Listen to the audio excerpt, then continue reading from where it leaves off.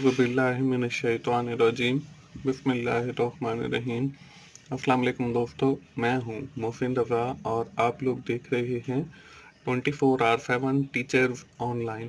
दोस्तों, assembly language and programming की class चल रही है और आज उस सीरीज़ का हमारा तीसरा लेक्चर है। दोस्तों, आज की क्लास में हम लोग बात करने वाले हैं इंस्ट्रक्शन इन असेंबली लैंग्वेज। दोस्तों, आज की क्लास शुरू करने से पहले हम लोग ये देख लेते हैं कि हमने अपनी पिछली क्लास के अंदर क्या चीज़ें कवर अप की थी। दोस्तों, पिछली क्लास के अंदर हम लोगों ने टास्क स्ट्रक्चर देखा था और मैंने आप लोगों को बताया था कि जब भी हम कोई ऑपरेशन या टास्क परफॉर्म करते हैं तो वो सबसे पहले हार्ड डिस्क में लोड होता है और फिर इसी तरह रैम में, फिर कैशे में और फिर रजिस्टर्स में चला जाता है। और असेंबली लैंग्वेज को पढ़ने का एक बेनिफिट ये भी है कि we are optimizing our time, कि हम अपना टाइम ऑप्टिमाइज कर रहे हैं बाय एक्सेसिंग रजिस्टर्स। दोस्तों, मैंने आपको ये भी बताया कि registers are the fastest memory location. वो फास्टेस्ट मेमोरी लोकेशन है जिसके ऊपर हम लोग उसके ज़रिए मुख्तलिफ ऑपरेशंस करेंगे आइंदा आने वाली सीरीज ऑफ लेक्चर्स के अंदर। इसके साथ ही हम लोगों ने रजिस्टर्स की मुख्तलिफ अकसाम भी देखी, जिसमें हमने जर्नल पर्पस रजिस्टर देखे, जिसमें हमने कुछ सेगमेंट रजिस्टर देखे, जिसमें हमने कुछ पॉइंटर रजिस्टर देखे, जिसमें हमने कुछ सोर्स या डेस्टिनेशन इंडेक्स रजिस्टर देखे और आखिर में हमने एक फ्लैग रजिस्टर देखा। और मैंने आपको बताया कि ये डिफरेंट कंप्यूटर आर्किटेक्चर में डिफरेंट होते हैं, लेकिन जो हमने पढ़े वो सब में कॉमन होते हैं। तो ये थी हमारी पिछली क्लास। दोस्तों, आज की क्लास में हम लोग पढ़ने वाले हैं इंस्ट्रक्शंस के हवाले से, और इन इंस्ट्रक्शंस में हम देखेंगे हमारे पास डेटा मूवमेंट की इंस्ट्रक्शंस होती हैं, हमारे पास अरिथमेटिक एंड लॉजिक इंस्ट्रक्शन होती हैं, हमारे पास प्रोग्राम कंट्रोल इंस्ट्रक्शन होती हैं और हमारे पास स्पेशल इंस्ट्रक्शन होती हैं। अब बारी बारी हम इन इंस्ट्रक्शंस को देखेंगे और इनसे रिलेटेड मैं आपको एग्जांपल भी दिखाऊंगा। दोस्तों, हम सबसे पहले ये देख लेते हैं कि इंस्ट्रक्शंस बेसिकली होती क्या हैं और असेंबली लैंग्वेज के अंदर इंस्ट्रक्शंस का क्या रोल है। A sequence of bit that tells the processor और computer CPU central processing unit to perform a particular operation.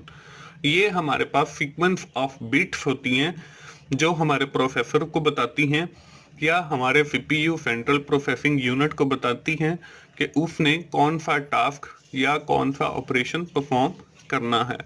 N instruction can also contain data to be used in operation. और इन instructions के अंदर sometime हमारा वो data भी होता है जिसके ऊपर वो ऑपरेशन परफॉर्म किया जाता है। तो दोस्तों, हमने कंप्यूटर ऑन किया, अब हमने उसके ऊपर ऐड का फंक्शन परफॉर्म करना है, तो हमारे कंप्यूटर को नहीं पता कि उसने क्या करना है, तो हम उसको इंस्ट्रक्शन देंगे और हमने जो रजिस्टर एक्सेस करने हैं वहाँ पे वो दो नंबर्स रखेंगे और वो रजिस्टर्स में जो हम डेटा रखेंगे वो भी इंस्ट्रक्शंस के थ्रू रखेंगे और इंस्ट्रक्शन के थ्रू ही ये ऐड का ऑपरेशन जो है वो परफॉर्म किया जाएगा। इंस्ट्रक्शन ही जाके कंप्यूटर को बताएंगी। सबसे पहले वो जो हमने पहले लेक्चर के अंदर एक प्रोसीजर पढ़ा था कि हमारे पास एक सिंपल कोड लिखते हैं, फिर वो असेंबली लैंग्वेज का कोड बनता है, फिर वो ऑब्जेक्ट कोड बनता है और फिर वो मशीन लैंग्वेज का मतलब बाइनरी नंबर्स का कोड बनता है और फिर कंप्यूटर को पता चलता है वो 1 और 0 के फॉर्म में कि उसने क्या करना है। तो इन सेट ऑफ बिट्स को या सीक्वेंस ऑफ बिट को हम लोग इंस्ट्रक्शंस कहते हैं। और ये जो इंस्ट्रक्शन है ये हमारी ऑर्डर्ड होती हैं, कि मतलब एक पहली इंस्ट्रक्शन कि ये करना है, फिर दूसरी इंस्ट्रक्शन कि ये करना है, फिर तीसरी इंस्ट्रक्शन कि ये करना है, फिर चौथी इंस्ट्रक्शन। तो इसी तरह ये एक सीक्वेंस या ऑर्डर के अंदर होती हैं जो कंप्यूटर प्रोसेसर को या कंप्यूटर आर्किटेक्चर को ये बताती हैं कि उसने क्या करना है। ये तो बात हो गई इंस्ट्रक्शंस की। अब हमारे पास मुख्तलिफ अकसाम की इंस्ट्रक्शंस होती हैं। उसमें हमारे पास 4 मेजर फॉर्म है इंस्ट्रक्शन की। उसमें हमारे पास डेटा मूवमेंट इंस्ट्रक्शन है, उसमें हमारे पास अरिथमेटिक एंड लॉजिक इंस्ट्रक्शन है, उसमें हमारे पास प्रोग्राम कंट्रोल इंस्ट्रक्शन है, उसमें हमारे पास कुछ स्पेशल इंस्ट्रक्शन है। तो हम बारी बारी इनको देख लेते हैं। अब हमारे पास जो है सबसे पहले जो इंस्ट्रक्शन का ग्रुप है वो है डेटा मूवमेंट का। ये नाम से ही जाहिर है कि ये डेटा की मूवमेंट के हमारा डेटा इधर से इधर जा रहा है, AX रजिस्टर में जा रहा है, फिर BX रजिस्टर में जा रहा है, फिर BL रजिस्टर में जा रहा है, फिर इंडेक्स में जा रहा है, फिर सेगमेंट में जा रहा है। तो ये सारी जितनी भी मूवमेंट है डेटा की from one place to another place, ये डेटा मूवमेंट इंस्ट्रक्शन की रिस्पॉन्सिबिलिटी होती है। इसको हम देख लेते हैं। These instructions are used to move data from one place to another place, कि एक जगह से डेटा हमारा दूसरी जगह पे जा रहा है, तो इसके लिए हमारी डेटा मूवमेंट की जो इंस्ट्रक्शंस हैं वो रिस्पॉन्सिबल हैं। These places can be register, ये जो है हमारे रजिस्टर भी हो सकते हैं, मेमोरी भी हो सकती है, और even inside the federal device, या वो कोई डिवाइस भी हो सकती है। तो अब यहाँ पे देखें, आपको एक इंस्ट्रक्शन लिखी हुई नजर आ रही है, मूव AX, 5। इसका मतलब ये है MOVE। इसका मतलब मूव है कि मूव करो AX हमारा रजिस्टर है, और 5 एक नंबर है कि 5 को मूव करो AX के अंदर। हमने पढ़े थे सोर्स इंडेक्स और डेस्टिनेशन इंडेक्स। अब यहाँ पे वही यूज हो रहे हैं कि हमारा जो है 5 वो सोर्स इंडेक्स के अंदर सेव है, और हमारा जो डेस्टिनेशन है वो हमारा AX है। तो अब 5 जो है वो सोर्स और AX के अंदर वो 5 मूव होना चाहिए। तो ये हमारी एक मूव की इंस्ट्रक्शन है कि हमारा मूव 5 जो है वो मूव होके AX रजिस्टर के अंदर जा रहा है। तो ये हमारी डेटा मूवमेंट की इंस्ट्रक्शंस हैं। इसके बाद दूसरा जो हमारे पास ग्रुप है इंस्ट्रक्शन का वो है अरिथमेटिक एंड लॉजिकल इंस्ट्रक्शन। अब अरिथमेटिक कौन सी इंस्ट्रक्शंस होती हैं? अरिथमेटिक्स के अंदर आपके पास एडिशन है, आपके पास सब्ट्रैक्शन है, आपके पास मल्टीप्लिकेशन है, आपके पास डिवीजन है, या और कोई आपके पास अरिथमेटिक ऑपरेशन। तो वैसे यही बेसिक 4 होते हैं। ये आपकी अरिथमेटिक इंस्ट्रक्शन है। इसी तरह जो आपकी लॉजिकल होती हैं वो आपके पास और है, एक्स और है, आपके पास कंप्लीमेंट है, या और कोई इंस्ट्रक्शन आपकी लॉजिकल हो सकती है। तो ये जो एडिशन परफॉर्म करते हैं, सब्ट्रैक्शन करते हैं, या मल्टीप्लिकेशन करते हैं, या डिवीजन करते हैं, या हम कोई एक्स और एंड नॉट वगैरह लेते हैं, तो ये जो इंस्ट्रक्शन होंगी ये हमारी अरिथमेटिक एंड लॉजिकल इंस्ट्रक्शन होंगी। यहाँ पे उसकी डेफिनेशन भी लिखी हुई है। Arithmetic instruction like addition, subtraction, multiplication, division and logical instruction like logical and logical or logical XOR complement are the part of this group. कि ये जितनी भी सारी चीजें लिखी हुई हैं ये हमारी arithmetic and logical instruction group के अंदर आती हैं। अब यहाँ पे देखें, हमने एक शुरू के अंदर एक यहाँ पे इंस्ट्रक्शन लिखी हुई नजर आ रही है आपको व्हाइट कलर के अंदर, एड AX, 10 कि AX के अंदर जो वैल्यू पड़ी हुई है आप उसके साथ ऐड करें 10 को। तो ये हमारी एक अरिथमेटिक इंस्ट्रक्शन है जिसके जरिए हम एडिशन कर रहे हैं, और आइंदा आने वाली सीरीज ऑफ लेक्चर के अंदर हम डिफरेंट और अरिथमेटिक इंस्ट्रक्शंस को देखेंगे जिनकी मदद से हम बहुत अच्छे अच्छे प्रोग्राम बनाएंगे। अगला जो सेट हमारे पास इंस्ट्रक्शंस का है वो है प्रोग्राम कंट्रोल इंस्ट्रक्शन। अब ये प्रोग्राम को कंट्रोल करती हैं कि हमारा प्रोग्राम जो हमने लिखा है, कोड जितना भी असेंबली लैंग्वेज का लिखा है, हम एक काम कर रहे हैं और वहां पे उसको कह देती हैं कि आप यहाँ पे रुक जाएं और अपने उस प्रोग्राम को किसी और जगह पे लेकर चले जाते हैं और फिर वहां पे वो काम परफॉर्म किया और फिर वापस हम आ गए।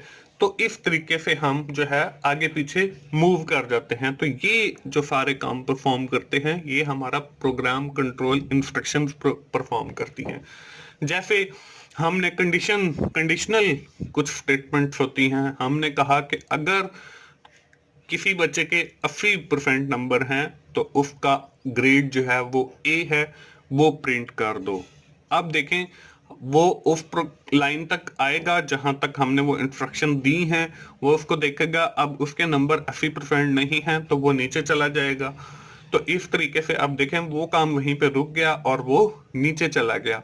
या कोई और भी सिचुएशन हो सकती है जहां से हम किसी भी एक चलते हुए प्रोग्राम ही के अंदर एक जगह पर उस प्रोग्राम को रोक के हम दूसरी जगह पर चले जाएं और फिर वहां पे वो काम करने के बाद फिर वापस आ जाएं। तो ये सारी जो काम है ये हम प्रोग्राम कंट्रोल इंस्ट्रक्शंस की मदद से करेंगे। अब यहाँ पे the instruction pointer point two the next instruction and instruction run one after another with the help of the register। और ये हमारी जो नेक्स्ट इंस्ट्रक्शन होगी उसको रन करेगा और ये भी काम जो है वो हमारा रजिस्टर्स की मदद से होगा। अब यहाँ पे देखें, एक आपको कमांड लिखी हुई या इंस्ट्रक्शन लिखी हुई नजर आ रही है। इसमें है CMP के कंपेयर करो AX को 0 के साथ। अगर हमारा जो है वो 0 है तो फिर वो इसी इंस्ट्रक्शन के ऊपर आगे जो इंस्ट्रक्शन लिखी होगी वो चलती रहेगी। अदरवाइज वो हमारा जो प्रोग्राम है वो उसको किसी और लोकेशन पे ले जाएगा और वहां पे जो इंस्ट्रक्शन दी होंगी उसको वो रन कर देगा। ये आइंदा आने वाली सीरीज के अंदर जब हम लोग प्रोग्राम करेंगे तो मैं फिर वहां पे आपको प्रोग्राम कंट्रोल इंस्ट्रक्शंस का जो है कंप्लीट प्रोसीजर करके भी दिखाऊंगा। लेकिन फॉर द टाइम बिंग आप सिर्फ इतना ही देख लें कि प्रोग्राम कंट्रोल इंस्ट्रक्शन यही है कि हम एक पॉइंट के ऊपर कोई चीज कर रहे हैं, उसको वहां पे हम रोक के हम किसी और पॉइंट पे जाएं और वहां पे कुछ करके फिर वापस आए, फिर उससे आगे इंस्ट्रक्शन दें। तो ये हम प्रोग्राम कंट्रोल इंस्ट्रक्शन की मदद से करेंगे।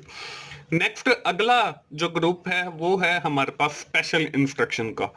अब ये वाली जो इंस्ट्रक्शन है ये स्पेशल इसलिए है क्योंकि ये बहुत कम हमारे प्रोग्राम्स के अंदर यूज होंगी, लेकिन यूज होंगी।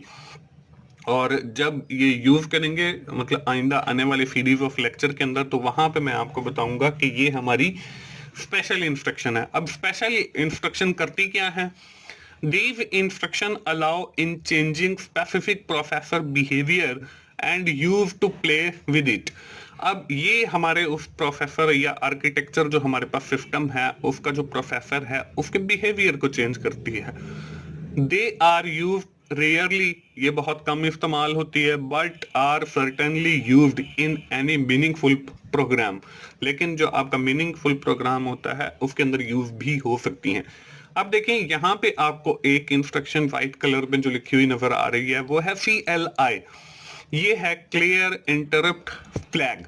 अब क्लियर इंटरप्ट फ्लैग का क्या मतलब है? क्लियर इंटरप्ट फ्लैग का मतलब ये है कि आपका प्रोसेसर पहले किसी इंस्ट्रक्शन या किसी भी ऑपरेशन के ऊपर काम कर रहा है और हम उसे कहते हैं क्लियर इंटरप्ट फ्लैग, कि आपको जो चीज इंटरप्ट कर रही है आप उसको छोड़ दें, आप पहले ये काम करें जो आपको दिया गया है, जो पहले से आप कर रहे हैं। तो हमारा प्रोसेसर क्या करेगा? हमारा प्रोसेसर बाहर की दुनिया के साथ या किसी और ऑपरेशन के साथ अपना जो कनेक्शन है वो फॉर द टाइम बीइंग खत्म कर देगा और हमने जो उसे काम दिया हुआ है उसी को वो परफॉर्म करेगा। तो इसका मतलब ये क्लियर इंटरप्ट फ्लैग है। तो ये भी हम अपने प्रोग्राम्स के अंदर यूज करेंगे और ये काफी हमारे लिए वंडरफुल होगा जब हम बाहर से कोई चीज नहीं लेंगे और सिर्फ उन्हीं इंस्ट्रक्शंस पे काम करेंगे जो हम कर रहे होंगे। तो दोस्तों ये हमारे पास कुछ सेट ऑफ इंस्ट्रक्शंस हैं जो हम असेंबली लैंग्वेज प्रोग्रामिंग के अंदर यूज करेंगे और इनकी मदद से हम अपने डिफरेंट प्रोग्राम्स लिखेंगे। तो दोस्तों ये थी हमारी आज की क्लास। मुझे उम्मीद है आप लोगों को अच्छे से इंस्ट्रक्शंस की समझ आ गई होगी। हम क्विकली समराइज कर लेते हैं आज की क्लास में हम लोगों ने क्या चीजें कवर अप की हैं। आज की क्लास में हम लोगों ने बात शुरू की है इंस्ट्रक्शंस से। दोस्तों, मैंने आपको डिफरेंट इंस्ट्रक्शंस के ग्रुप्स के बारे में बताया।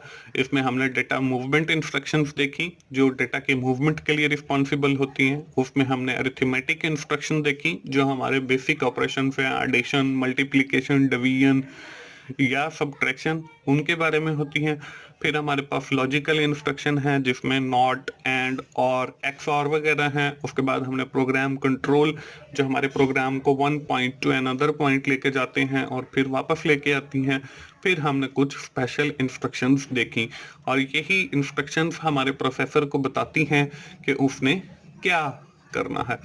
दोस्तों, मुझे उम्मीद है आपको असेंबली लैंग्वेज और प्रोग्रामिंग लैंग्वेज की समझ आ रही है।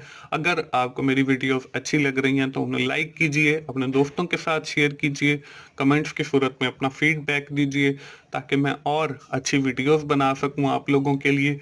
और मेरा चैनल 24/7 टीचर्स ऑनलाइन सब्सक्राइब कीजिए ताकि मेरी हर आने वाली वीडियो या लेक्चर आप लोगों तक पहुंच सके और आप उससे सीख सकें। दोस्तों, मिलते हैं असेंबली लैंग्वेज एंड प्रोग्रामिंग की अगली क्लास में। उस वक्त तक के लिए मुझे इजाज़त दीजिए। थैंक यू वेरी मच दोस्तों। अल्लाह हाफिज़।